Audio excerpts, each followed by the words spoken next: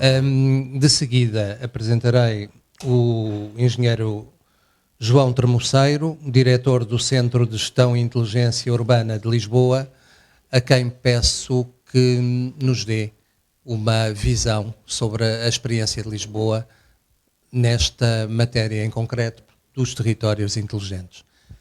Bom, boa noite a todos, espero que ainda tenham paciência para me ouvir um bocadinho. Eu vou-vos falar aqui um bocadinho da experiência de Lisboa, do que é que nós temos feito com os dados e um bocadinho das dificuldades que temos passado. Eu vou centrar a apresentação, sobretudo em 3 casos muito pontuais, mas também para enquadrar um bocadinho a evolução. As cidades e os projetos de Smart Cities começaram em Lisboa e, como imagino, noutras cidades, ao longo do tempo, com muitos projetos, seja de iluminação pública, seja nos diversos verticais, iluminação pública, resíduos sólidos, rega, por aí fora. E isso normalmente funcionavam como áreas separadas, verticais completamente separadas, e que geravam dados. Eles começaram a gerar dados. O problema de Lisboa depois é que começava a ter muitos dados que não se ligavam uns aos outros. Não é que não partilhavam conhecimento, como estava a falar há bocado o exemplo de Cascais. Eles não partilhavam conhecimento e era importante conhecer essa ligação. Há uns anos atrás, nós investimos numa criação de uma plataforma que nos permitisse integrar esse conhecimento.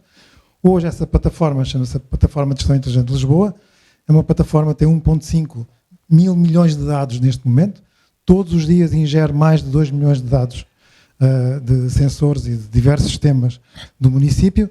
Portanto, já tem um manancial de dados significativo e isto faz um bocadinho da evolução das Smart Cities, que passaram um bocadinho destes verticais, que inicialmente nasceram com o impulso até das tecnológicas, passaram destes verticais para a cidade como uma plataforma, a cidade como um conjunto de dados que representam a cidade física. E é esse caminho que todos estamos a tentar fazer. Eu vou-vos mostrar 3 exemplos, sobretudo, concretos, porque isto era sobre o RGPD, não era sobre plataformas e coisas do género, concretos de dados diferentes que nos levantaram problemas. A nossa plataforma, com o RGPD, nós já fizemos o registro da atividade de tratamento de dados, já tivemos que fazer uma avaliação de impacto, já tivemos que implementar uma série de medidas em termos do RGPD, mas ela levantou desafios, não é? Porque eu vou-vos mostrar alguns exemplos. As cores aqui estão um bocadinho estranhas, portanto não vão confiar muito nas cores. São um bocadinho originais, mas eu vou tentar, sem utilizar os meus óculos, mostrar-vos o que é que acontece. Isto aqui são as ocorrências que estão a acontecer em tempo real na cidade. Todas estas ocorrências têm dados pessoais. E, portanto, todas elas estão continuamente a gerar dados pessoais. Ou matrícula dos carros, ou quem é que foi queixoso, ou quem fez isto e aquilo. Estão sempre a gerar dados pessoais. Aqui o controle foi bastante simples, não é? Vocês vão ver a seguir exemplos de utilização de dados das ocorrências, mas aqui o controle foi bastante simples. Portanto, há perfis que têm acesso aos dados pessoais, há perfis que não veem os dados pessoais e, portanto, a solução foi bastante simples. Deixa-me cá pôr os meus óculos, que acho que isto... O que eu vou fazer a seguir, arrisco mais um bocadinho se não utilizar os óculos. Mas eu vou-vos dar aqui outro exemplo de uma camada de dados completamente diferente, que é as estações das giras. Isto que estão aqui a ver são as estações das bicicletas e, portanto, nós temos dados em tempo real também sobre o que é que está a acontecer nas estações. Nós gostávamos de ter as viagens. Só temos as estações. Temos em tempo real qualquer situação das estações. Não temos as viagens. Não temos as viagens por causa de uma questão da RGPD. Porque as viagens, há o risco, se nos derem as viagens, de alguém ter um padrão de utilização de uma bicicleta, pega na bicicleta num determinado sítio, numa determinada hora e a deixa noutro sítio, determinada hora, e embora nos possam dar só um código, eu cruzando aquilo com o Facebook ou com outra situação qualquer, eu posso chegar àquele senhor ou àquela senhora. E, portanto, eu não tenho os dados das viagens. Mas os dados das viagens eram muito interessantes para nós estudarmos a matriz origem-destino, para perceber como é que as coisas funcionam. É impossível. Em questão da RGPD, é impossível. Não foi ainda resolvido internamente. E muitas das vezes não é resolvido, e isto espalha-se para os outros negócios, para os outros verticais, porque estes dados são propriedade, neste caso, estão na EML. Mas a EML, para nos dar esses dados, embora seja uma empresa municipal, para nos dar esses dados, tem que os anonimizar. Tem que os agregar, tem que os anonimizar. E isso não é uma preocupação iminente da EML. Isso aplica-se a muitas outras coisas. A anonimização, a preparação dos dados para serem partilhados e para serem utilizados por outros é um problema que vem do RGPD. E muitas das vezes não é uma preocupação. E as organizações públicas e outras organizações têm que perceber que este esforço de anonimização é um esforço que faz parte também das suas funções, como faz outra coisa qualquer, para poderem partilhar os seus dados e para podermos criar valor com os dados. Porque depois nós, com estes dados, nós, já não sei onde é que pus os óculos, estão aqui, quando nós depois pegamos nestes dados, podemos utilizar nas mais diversas coisas. Por exemplo, isto que tem aqui são já uma análise das ocorrências da Polícia Municipal, e podemos depois começar a brincar com estes dados, não é? Mesmo com analítica descritiva, o mais simples possível. Saber a que horas é que acontecem as mais ocorrências, que tipologias de ocorrências, em que dias da semana. Isso depois torna-se muito fácil se nós tivermos acesso a esta informação. Nós partimos de ocorrências, não estamos a utilizar dados pessoais aqui, não é? Mas, portanto, não estamos a cometer nenhuma ilegalidade, digamos assim. Mas há muitas camadas de dados dentro da plataforma. Esta plataforma tem hoje 273 camadas diferentes de dados. Portanto, há muitas camadas de dados que nós podíamos utilizar, mas temos sempre este cuidado para que é que, se realmente necessitamos daqueles dados e se necessitamos deles, para que fins é que os vamos utilizar. Pegando aqui já no outro exemplo, por exemplo, com os mesmos dados das ocorrências, nós podemos começar a estudar... Isto está com umas cores mesmo estranhas. Mas com os mesmos dados das ocorrências, isto, por exemplo, são os atropelamentos em Lisboa, desde 2011 até agora.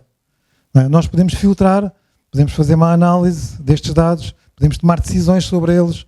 Portanto, além da gestão em tempo real, temos isto. Porque o desafio dos dados é nós, logicamente, saber em tempo real o que é que está a acontecer. Reagir em tempo já é bom, podemos reagir rapidamente. Mas o que é bom é nós aprendermos com os dados do passado e esses dados a nos ajudarem a prever o futuro. E esse é que é o desafio, e por isso é que é importante partilhar dados entre os serviços, entre as organizações. A nossa capacidade de prever o futuro, de sermos proativos, não sermos só reativos. E nós somos muito bons a ser reativos. A sermos proativos é uma questão um bocadinho mais exigente. Agora deixem-me mostrar os outros, ou por exemplo, isto aqui vocês não vão perceber nada com estas cores, mas, por exemplo, isto é uma análise que nós fizemos muito detalhada relativamente à via ciclável da Almirante Reis, que foi uma questão polémica. E nós temos imensos dados sobre aquilo e podemos caracterizar aquilo com muito detalhe. Eu posso caracterizar a utilização até das estações das giras naquele local. O que eu não posso saber é como é que... E nós temos alguns dados só por inquérito. O que eu não sei é as viagens que as pessoas fazem para onde, a partir daquelas estações, ou para aquelas estações. Porque não tenho esses dados. Agora só para terminar, vou-vos mostrar uns dados completamente diferentes que temos na plataforma e que... acreditem que aquilo tem mais cores do que está ali, mas pronto. Aquilo que está ali são os telemóveis na cidade de Lisboa. Potencialmente são dados pessoais, não é? Portanto, o que estão a ver ali é às 21h55, eu não utilizei ainda, portanto, às 22 horas, neste momento, como é que os telemóveis em Lisboa estão distribuídos. Os azuis são os nacionais, os vermelhos, pronto, acreditem que aquilo tem aqui uma imagem diferente. Mas os vermelhos são os telemóveis que estão em roaming. Portanto, o que é que nós fizemos logo para anonimizar estes dados? Nós só estamos a receber dados à quadrícula. Portanto, é uma quadrícula de 200 por 200 metros e recebemos a cada 5 minutos o número de telemóveis dentro da quadrícula, o número de telemóveis que entram e que saem da quadrícula, o número de telemóveis que a cada 5 minutos instantâneos estão dentro da quadrícula, que apps é que utilizam, se têm dados ligados, se não têm dados ligados, etc. Quando a medição dentro da quadrícula é inferior a 10, nós não recebemos. Portanto, nem sequer isso recebemos. E, portanto, são dados que é impossível, que nós só recebemos da operadora já agregados às quadrículas, mas são dados como têm uma latência de 5 minutos, nós recebemos a cada 5 minutos, permitem-nos conhecer com muito detalhe como é que funciona a cidade. Como é que é, e a partir até destes trabalhos, nós já temos, recorrendo a ferramentas de machine learning, conseguir saber como é que as pessoas se movem entre quadrículas, globalmente, logicamente, do ponto de vista muito genérico. Agora, esta informação, aqui tem informação só sobre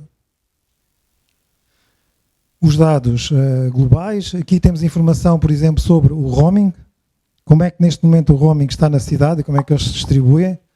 É sempre o mesmo, mais ou menos o mesmo padrão. Aqui o centro da cidade, a parte do aeroporto, normalmente também aqui a parte do Parque das Nações, Belém, e o Colombo normalmente também tem muita gente. Aparece sempre ali. Depois, o que se faz com outro tipo de informação, por exemplo, também conhecemos com uma latência de 5 minutos, e isso é que é um património importante, de qual é que é a origem das pessoas, de onde é que elas vêm. E também temos outra informação que recebemos a cada 5 minutos, que tem a ver nas 11 entradas da cidade, quantos dispositivos móveis entram em cada uma das entradas.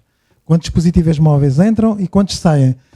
O que estão a ver do lado esquerdo, que não se consegue ver, imagino, é como é que é ao longo dos dias a hora de ponta da manhã, do lado direito está a hora de ponta da tarde.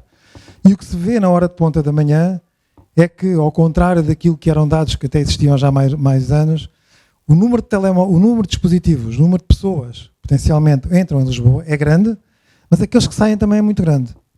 Portanto, isto já não é simplesmente um movimento num só sentido. Como veem ali, as barras andam sempre muito próximas, não andam muito distantes.